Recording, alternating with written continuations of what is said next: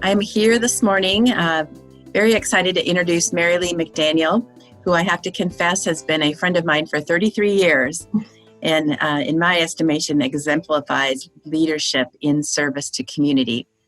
At the moment, she is an elected Board of Supervisors, serves as the chair of the Board of Supervisors, is on the PATH committee. She's also partner of Updegrove's McDaniel, McMillan, and Chiquetto. You've had numbers of names, so I'm trying to get it right this time. Good job. So, and you have served on business boards, nonprofit boards, community teams. It's been great to be a friend of yours, and you're also a great friend. So today we're here and we're going to talk about leadership in service to community. And what I found is just about anyone who exemplifies leadership in service, they've got a story to tell, a story of when they were younger and realized that they were called to being of service. So I wonder if you could share a story with us. Sure, I will start with my father, who was very civic-minded. He was served on a lot of boards, and he was also an elected official, served on the Fort Royal Town Council, served as mayor, and actually did one unsuccessful run for the House of Delegates back in the 60s. And he ran at the time for to integrate schools, and he ran as a Republican when at the time there were no Republicans in Virginia. And integrating schools was a very controversial issue. And I remember he laughingly telling me, well, I know I got at least 2 votes, my mom and your mom. So, but I think that was sort of he kind of set the tone for me for what our responsibilities are as citizens. And I just have tried to emulate that. That's a good story.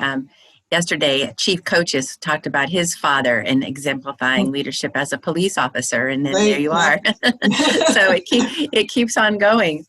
So when you think about service and what service means, and what does service mean to you, and how do you model that in your interactions with people?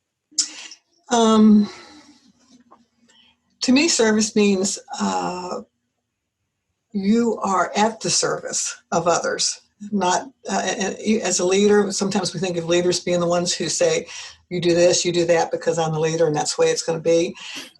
In my mind, that's a poor way to lead. I think that a leadership needs to be someone who is successful in pulling people together, getting teams to work together, creating consensus.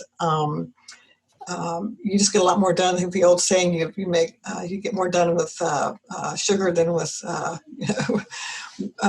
something sour. And so I'm a firm believer in that. And I tend to, particularly at the firm, we are very team oriented and has some also almost a family component that we work we're very strong together. And when things are working well, it's only because the team feels fulfilled and respected and empowered to do the things that they need to do. And I think that for me, that's a very important component of leadership. Very good. Why is it important? I know you really have stepped up. I remember when you were going to run for Board of Supervisor, I was a little bit sad, excited for you, but sad because I knew that you would be too busy to come out and play. So, and that's one of the things that when people choose to serve, it's a lot of work. And why are you doing it? Why is it important? Well, I think we've been very lucky as a community because people for years to create the kind of community in Fauquier County that we all love, that respects the rural and agricultural history, that works very well. And we try to keep taxes low. We try to be very respectful of all of our citizens. And I think we also, as leaders, we are always standing on somebody else's shoulders.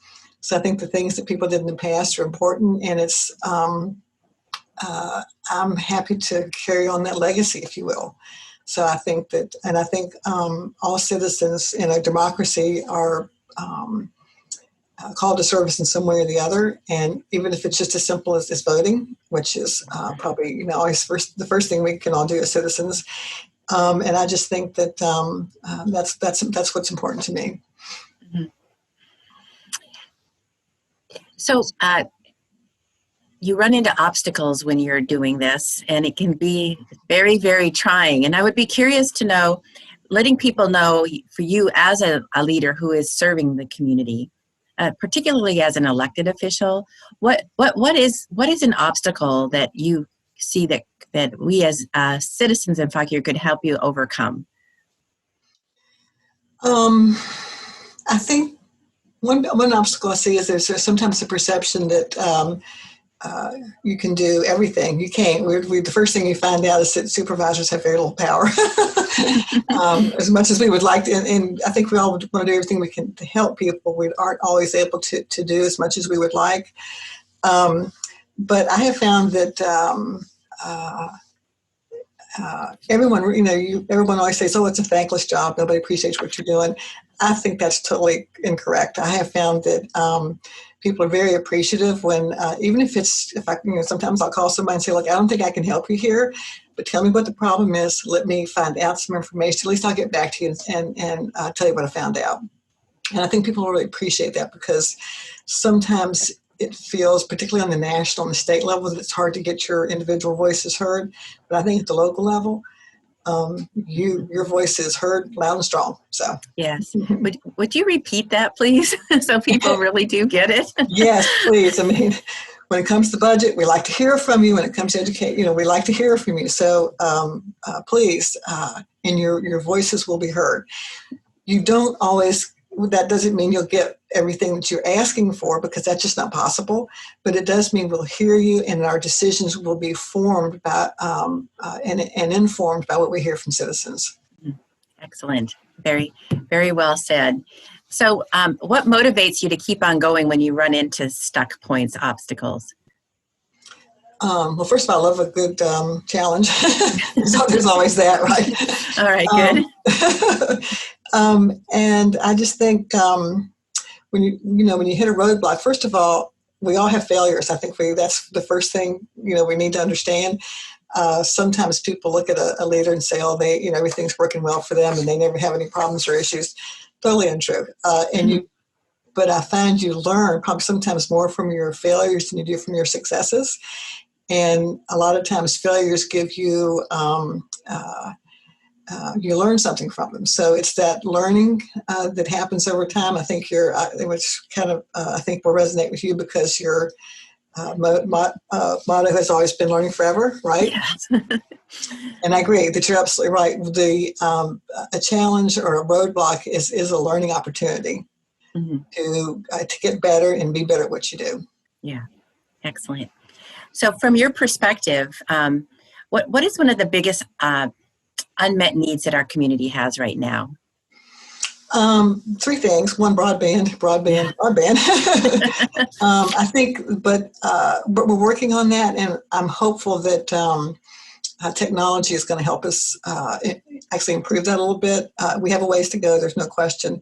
But I also think that affordable housing is an issue that we that we struggle to address. And I also think that recognizing the diversity of our community and making sure that everyone has an equal opportunity in our community is something we can always improve on. Yes, I agree with all three of those, including broadband. So what I'd like to do to wrap up our conversation here today is to talk about leadership and the leadership attributes, and to find out from you what you hold as a very, like, the essential leadership attribute and how you model that. I think a true leader needs to be humble and be open for learning. Needs to be